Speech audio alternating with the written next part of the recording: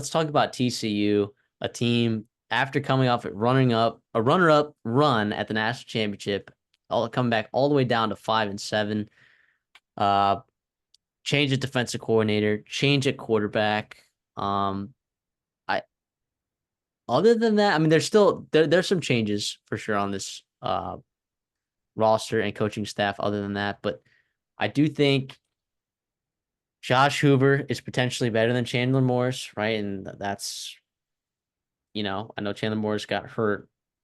He got hurt, right? And then Josh Hoover came in. Um, and for some reason, these beat writers are talking about Ken Seals being really good in spring practice, and I find that very hard to believe. I'm not gonna use that as a reason to I don't know. They were talking about like Ken Seals might push Josh Hoover, and I'm like, there's no way that Ken Seals is pushing Josh Hoover for that spot. Like you're I telling me don't that mind. Vanderbilt had both AJ Swan and Ken Seals if he ends up starting at TCU. I'm like, no shot. No shot they had both those guys in their roster. Um, so sorry, Vanderbilt, the unnecessary bullet that y'all just took there. But yeah, I think Josh Hoover's pretty good. I think he's decent. I think he's better than Chandler Morris. I think it's an upgrade. Is he perfect? No. But I think there's definitely room to grow for him. And I think this is a great opportunity and a great year. With some good weapons around him, he's got a chance to do it. Yeah, I like that receiving room. He finished the season super strong. You mentioned he came in for the injured Chandler Morris. I mean, he showed up against BYU and he had 439 yards, 4 touchdowns. And everyone was like, "Holy shit, who is this guy?" And then all of a sudden, they got blown out by Kansas State, and they kind of ended the season pretty rough as well. But he put up good numbers right in the month of November. And as a young kid, a freshman from Rockwell, Texas, he did some nice things. He comes back year 3 with the program, year 2 as like kind of a starter. This full offseason is his to have it. I don't know. I mean, I like what he can do. He's 6'1", 196. I think he was hurt during spring, which is part of the hype that Ken Seals was getting. But again, I just don't see it. I think Hoover is the guy, not only now, but in the future. Um, it kind of has sneaky athleticism too, which adds a nice element to that room. I'm sorry, to that roster as well. I don't think he's going to use him much in the run game, nor should they, right? But I think he can scramble and maybe convert a couple of third downs or maybe keep the defense off balance every once in a while. But yeah, last year was tough, and you obviously Garrett Riley's gone. You're bringing Kendall Briles. Did it work right away with Chandler Morris? Not necessarily.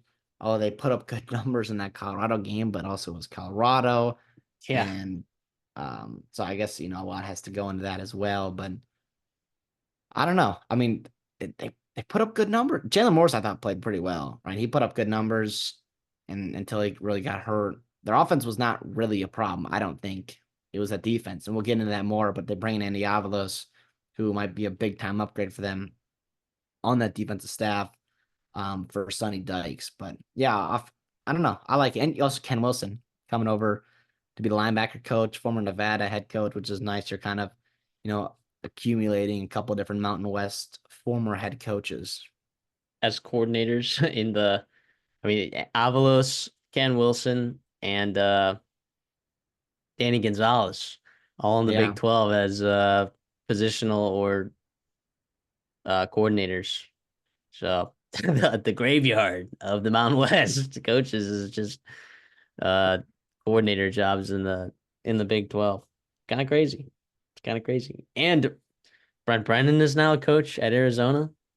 Yeah. Holy I cow. mean, it's literally the graveyard for well, I mean that's not graveyard. That's the guy who rose to the top. Um, he didn't get fired or anything. He got promoted. But anyways, just funny little stuff there. The running back room. I think Cam Cook's okay. And I think Trey Sanders is a good RB2 as well. I don't think that this is on the bottom tier of running back rooms, I think, in the Big 12 for sure. Yeah, I definitely agree. In terms of like the high upside, I mean, Cook, I like. I mean, he was a former 4-star recruit, 5'11", 195. He's pretty explosive, right? But I just think there is some elite running backs in this conference, and I don't know Cam Cook's quite going to be in that necessarily tier this year. Trey Sanders, unfortunately, not quite the kid that we remember back in high school. He's obviously had battle injuries, a couple different accidents. Obviously very resilient, great backup to have, a fantastic locker room kid. But everything he gives you is kind of gravy at this point. And then Trent Battle is fine depth as well. I do worry about if something happens to Cam Cook, can Battle or Sanders carry the load for multiple weeks? I don't quite know. Is that going to hurt Josh Hoover potentially? But um, other than that, I think that wide receiver room is pretty darn good to make up for maybe the depth and the lack of kind of replacing a guy like Amani Bailey for TCU. So what do you like about the receiver room? Because I like it too. Yeah, well, the depth, right? Positional versatility that they have there, a couple Yep. different body types that you bring in. I just like it. I mean, it starts with Savion Williams, right? He was your leading receiver last year. I thought he played well. I still think there's room for him to grow in terms of really becoming an alpha in this room. I do think it helps bringing a guy like Eric McAllister over from Boise State, right? I mean, Andy Avalos, he kind of had that weird breakup there where he kind of mid-November just kind of stopped playing into the portal. I think that was kind of when Andy Avalos, I believe, got fired if I'm not mistaken. So I wonder if that was part of it. They obviously reunite over at TCU. He's going to be playing Z for them. He's a good contested catch guy, 50-50 balls, right? And he's also returning home to Fort Worth area. He's not far from TCU's campus, which is obviously fun. Homecoming there. JP Richardson, guy from Oklahoma State. He's a guy that had over 500 yards last year as well. He can do a couple different things for you. Not quite the alpha guy that um, Savion Williams is, but he's a nice, slot, underneath kind of guy, can create separation and do that for you. And then the backups is where it's kind of fun because you have Some some, good players, man. Some like high upside guys that maybe didn't pan out at their old schools. yeah, Just maybe some guys that can make some work in there. yeah. I mean, you mentioned that obviously. Just we'll talk about high upside and didn't work out at the old school. We'll talk about Dalen Wright, right? He has the physical tools. You've seen it. His highlight reel is as good as they come, but the problem is putting it together for a full season and also, just extending that route tree. It's unfortunate that a guy who's this senior into his tenure of college, it just kind of has, a slant and then a go route, which I mean, he is athletic enough to still take some to still be productive with that, right? His average depth of target is 17.4, right? So you're talking about those go balls that he can come down and make those contested catches. The problem is last year he had 27 targets, only 11 receptions. That's not the kind of consistency that you want. And maybe it improves better with year two, a little bit more consistency with Josh Hoover. Another guy, a younger kid, Braylon James. He was a guy that only played 4 games last year for Notre Dame. He's also, very talented, former 4-star recruit from there as well. And then JoJo Earl, again, also from Alabama, physical, not physical, smaller, but really athletic, former high recruit. He's also pretty good on special teams. At least I like him there. And there's some good things that you can do, with him gadget wise in the offense. To me, the wide receiver room, I mean, it's definitely a strength of this offense. And I think it's going to help development of a guy like Josh Hoover because you've got all, like I said, all these different pieces that bring different things to the table. And not only you have the high in town at the top with Williams and McAllister, you've got some consistent guys like JP Richardson, but then you've got your, let's boom or bust wide receiver 4 and 5 and 6. So it's not bad at all. I think for TCU to kind of continue, I guess what they've done offensively the past couple of years, I think they're primed to do so with Hoover and this wide receiver group. Yeah, and you also had a pretty solid tight end over there from Baylor, being Drake Dabney. 33 receptions, 550 yards, 5 touchdowns. I mean, that's as good as it gets. Um, at the tight end position, really. Yeah, and you're not going to expect him to do much for you. I mean, he doesn't have to have 500 yards to have a successful season, but obviously to know that that's in there somewhere is really nice. And I think you're going to see that on third downs this year and what they can do. And DJ Rogers is there as well, former four-star recruit. Chase Curtis as well, another veteran guy that's been there. Not a ton experience, but um, he's at least a guy that you think could block a little bit for you, maybe spring some holes for Cam Cook. Yeah, you hope so. I mean, speaking of springing holes for Cam Cook, the offensive line, it's new. If anyone's gonna tell me, oh yeah, this offensive line is gonna be good next year, I I don't know. But then if someone's also like, oh, this offensive line is gonna be bad next year, I'm like, dude, I don't know. Like there are way too many good names. I don't know how they're gonna mesh. I don't know what it's gonna look like in the Big 12 for some of these players. Um, I mean, I look at the experience across it, and I don't see a lot of experience on any of them. And I'm just like, I have a lot of questions. I'm a little bit nervous about this offensive line. I think the beat writers are high on this offensive line. I am not. I think it's a little bit of a new name bias sort of thing going on. I don't love what this offensive line has right now. Yeah, I think you're absolutely right. I think I am more cautiously optimistic. I think, you Okay, know, that's I fair. think, I think maybe we're all excited about the NCAA game coming out, College Football 25, where we think it, and it's if this is a video game, right? You're plugging in all these transfers that had success in their lower conferences. Even James Brockmeyer had a really nice spring for Bama, right? You plug him in, and all of a sudden the equation spits out, and you've got a good O line. That's not reality though. Consistency and chemistry and communication and those repetitions, playing next to that guy, understanding and having that trust next to him to be on the right assignments, to be able to communicate mid play, right? Passing off guys and whatnot. It takes time. And I don't know if one spring is good enough to do that, or even good enough to know if it's going to work out in the fall. But Cade Bennett's fun. He was probably the best offensive lineman on San Diego State's roster last year. He redshirt junior from Scottsdale, Arizona. He started 23 games. He was second team All Mountain West in 2022 and 2023. How about Carson Bruno, guy from Louisiana? He started 24 games for Louisiana Tech. He was honorable mention to USA back in 2022. He played right tackle. Maybe he slides into guard. But we'll see what happens there. Bless Harris. He's a guy also from Louisiana, from New Orleans, coming over from Florida State. He was a starter in 2022 up until an injury. He started, 5 games in 2023. Um, we'll see. We'll see how it works there. I think the talent is there, but um, obviously, redshirt senior there kind of hasn't put it together yet at Florida State. Is he going to put it together at TCU? We don't know. Um, a lot about, I guess some about Remington Strickland. I don't know if I trust him to be, an actual backup for you, to be a reliable guy.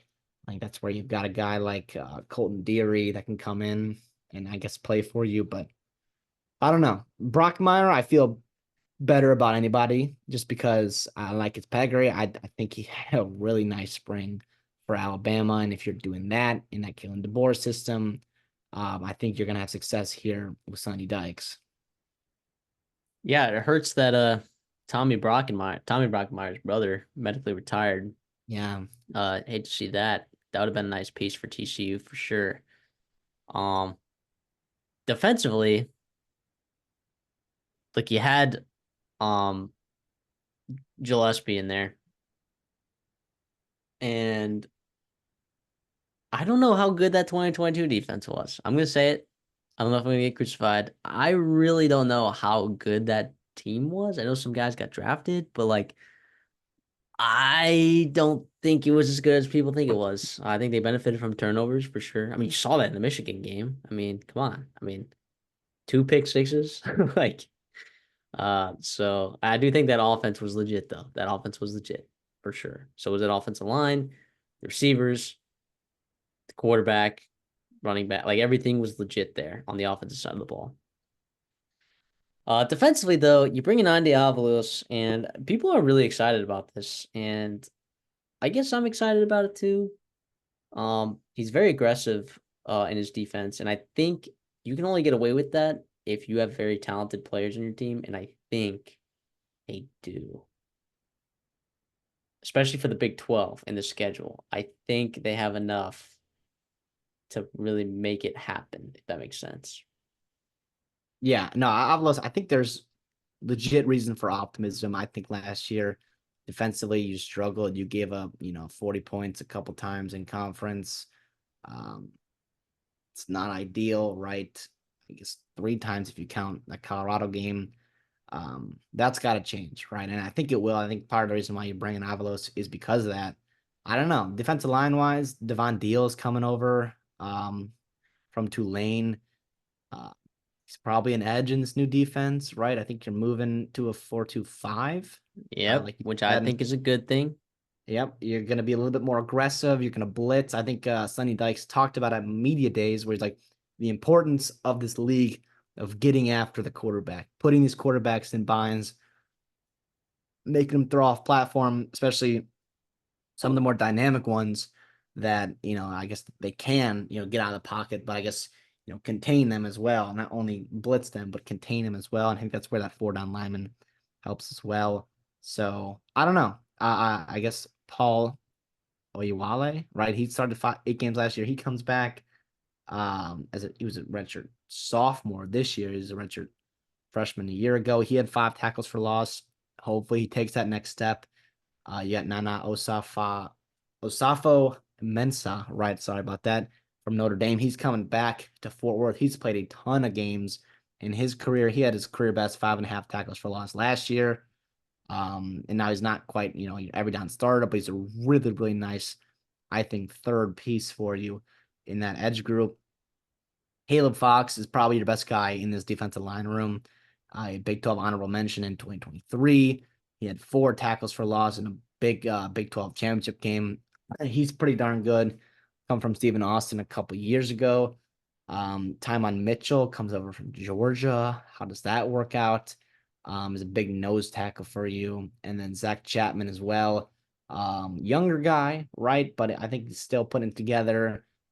Shot put guy in high school. We love that. We absolutely love that. 6'5", 260. Yeah, I mean, I don't know. I think the That's a pieces lot of are there. pieces. That's a lot Yeah, of them. in terms of some other teams and rooms we've talked about in this Big 12, in terms of making that shift to that 4-2-5, this room is a little bit more adept than I think most. It's definitely, I think, an upper top half room, right, in the Big 12, wouldn't you say?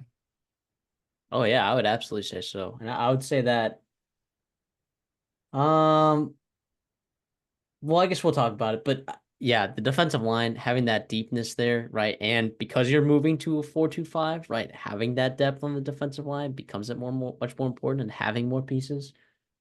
Being able to go 8 deep, like I think they can, it's going to be really effective here in the Big 12, and I'm really excited to see that because I do think it's going to benefit them. Just having more guys on that line of scrimmage, as simple as that sounds, it's not a very X's and O's thing to say, but having more guys in line of scrimmage helps, stop the run like it does. So, uh, you can do it. You can stop the run obviously without running a 3-3-5, but I don't know. I'm a fan of having bigger bodies there to eat up blocks and letting your linebackers figure it out. But linebacker's gonna be solid, right? Uh, you return to Bazior. Um, let's see, Shad Banks, Johnny Hodges, Marcel Brooks are all adding some deeps and depth there at the linebacker position as well. Elarm Zor, transfer from Cal. I mean, he was picking between TCU over Ohio State. So feels like he's a pretty good piece to add there. I I really like the depth here at the linebacker position as well. What about Yeah, you? it stinks that they're moving to that 4-2-5, but I think with the athleticism that Namdi Obiazer brings you, a former guy that transitioned from safety to linebacker, I think you can potentially play three of these guys. I guess if you wanted to have a quote unquote base defense with a 4-3 with three linebackers, you could with the talent and the depth in this room. I think it might be your best unit defensively, and I don't think that's crazy at all to say. Not only the top end guys. Obiazer and Caleb Elams, or I expect to Caleb Elams or I expect those guys to start, right? But the depth there too. And Marcel Brooks is a guy. I mean, I guess every offseason for the TC, it's like, when is Marcel Brooks going to play? When is he going to play? And I don't know. I think he I don't had. know. Yeah, I'll let you finish. I'm not expecting him to be a game changer for them, but I do think he can make some Correct. splash plays for you, right? And in certain schematically, I guess in certain schemes that you can run defensively, he can be a nice piece to have, a chess piece for Avalos. And if you have matchup wise, where if you're playing a team like, I don't know, Colorado, right, and you've got to defend against a ton of different, you know, pieces. I guess they don't play Colorado, but that's just an example. Maybe Arizona, who's going to be throwing the ball over the yard this year, or who could throw the ball over the yard this year. Um, it'd be nice to have a guy like that. I don't know. I like it. I like this room. Well, let's go over to the secondary, right? So Josh Newton was lost in the draft. He was your only all Big 12 selection on the defensive side of the ball. However, the cornerback room could still be solid. Did Travis Brodden and Lamarian James? Look, I Yep. don't know who they're going to throw out there for week one. Um, but I say this for teams that I think have multiple cornerbacks that are fighting for spots, and they brought in transfers, right, for this position because it was a need. I don't know whoever's going to start there if they're going to end the season there, if that makes sense. Like Yeah. I think they're going to be mixing and matching this cornerback group. Um, maybe throughout the season, I don't know. We'll see, but I do think you may have some players with experience. You know, some players with experience. I mean, looking at Travis Brodden and senior coming over from Utah there. Uh, played in 12 games last year. You know, I think that there's some talent that can be had in this defensive back room. I think they got some good guys over here. Yeah, I think you got four corners that you feel pretty good about, and it's on the outside, right? And Marion James, guy from Old Dominion, really good in the Sun Belt there. I think that staff's pretty high on him. He sounds like him and Avery Helm had a really nice spring. Avery Helm obviously returns. He played a good amount for you. That's almost 450 snaps. A year ago, I think he's from Florida a couple of years ago. Yeah, I don't know. I mean, you lose Josh Newton, right? But could be a lot worse. There are some cornerback rooms, right, that are significantly worse, right, in this conference. And I think that's kind of the theme. That seems like the D line and the cornerbacks secondary. It's like there's some pieces you kind of like. I mean, there's enough to work with there, enough clay to mold for Andy Avalos to be like, I trust him to put together a pretty good defense. And you got Abe Kamara from JUCO guy, Jordan Lester, a young kid, from in-state Texas as well, in the nickel spot. Bud Clark, I like him a lot actually, in your safety position. Yeah, Uh, he's been a good playmaker in 2022, 2023. He's been really nice for you. You're bringing up Richard Tony, right, from Nevada, and is that the Ken Wilson connection right there? I think so. That's amazing. So you feel pretty good about that. And then, Cam Smith played for you last year, or he played last year for Memphis, had 11 starts last year. And then Jamel Johnson, right? Young kid, good potential, former 4-star from Arlington, Texas, 6'1", 200 pounds, good physical tools. Like I said, the pieces are there, right? And I don't know if we're gonna see it this year, but I do think there's a nice floor in this room with the depth and the college experience that's in this room. Is it going to be a strength of their room of their team? Not necessarily. I no, don't know, no. but no, yeah. But I don't think it's going to withhold them from making a jump and getting back to where they think they should be playing in the Big 12. One score loss to Texas last year. One score loss to Texas Tech on the road. One score loss to West Virginia last year. I mean, they were a couple games away from really making it happen. And I think this year's schedule is a little bit easier than last year's schedule because last year, the only team that they drew of the new Big 12, which we know the new Big 12 struggled a lot last year, was Houston. And They drew both Texas and Oklahoma and Kansas State, Texas Tech on the road, and Iowa State on the road, right? Which were all some of the better teams in the Big 12. They went 5-7. I think that was a scheduling thing, right? I think that they were better, and they also didn't have Josh Hoover there at quarterback. I think another year. They play at Stanford. They get Long Island at home. UCF at home week 3. SMU on the road. Kansas at Arrowhead. Houston at home. Bye week at Rice Eccles in Utah. Texas Tech at home. At Baylor. Oklahoma State at home. Bye week. Arizona at home. And at Cincinnati. I want to take this over really bad. I really do. The offensive line scares me, man. It scares me so bad. But I look and I'm like, I don't really see a ton of teams that they're playing some elite defensive line. They play UCF and Utah, right? Are they probably the best defensive lines on the schedule? Like, it's just and a Cincinnati without possibly without Dante Corleone. I I'm gonna do it. I'm gonna take the over 7.5. It's very juiced to the under, but just because we're picking here, right? There's no consequences of me picking over or under, other than people watching this back, writing it down, and coming at me in December when I'm ultimately wrong about it.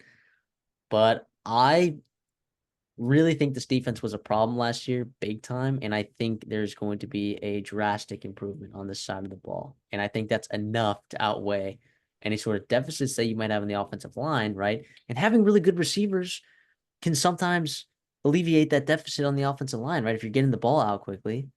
I and we know Kendall Briles and that Veer and Shoot, like you are going to get the ball out quickly. I just think I think it's got a chance to get back to 8 wins here, and I'll take it. Yeah, I'm with you too. I just think, Let's go. yeah, I just think this team gets much better. They're gonna play much better, and I think they're deeper, right? They can withstand some injuries. I don't know. I other than O-line, right? You mentioned that. I'm cautiously optimistic about it. I don't know if the depth is okay, but it is what it is, right? I think more times than not, this team wins 8 games. I think you're going to win the games you're supposed to win, which they didn't do last year. And I think you're going to steal a couple games from maybe some of those top teams in the Big 12. Looking at Utah, Texas Tech, Arizona at home, maybe Kansas. Who knows there? But I think you can win at least one of those games, maybe two, and you can hit that over for you. You can go 8-4. Which I think, by the way, 8-4 will be a really nice year for you. Yeah, For Sonny I would. Dyke. You can I do continue too. that momentum. That would be awesome. I do think last year it stinks that you kind of just halted, right? Really, really kind of crash landed from that high in 2022. And then all of a sudden, week 1, you're losing to Colorado, and all of a sudden you're the joke, the butt of the joke of college football, and you kind of never recovered, losing a couple games to West Virginia, Iowa State. You mentioned the close losses to Texas Tech and Texas as well. But the reality is, I mean, I think they can bounce back this year.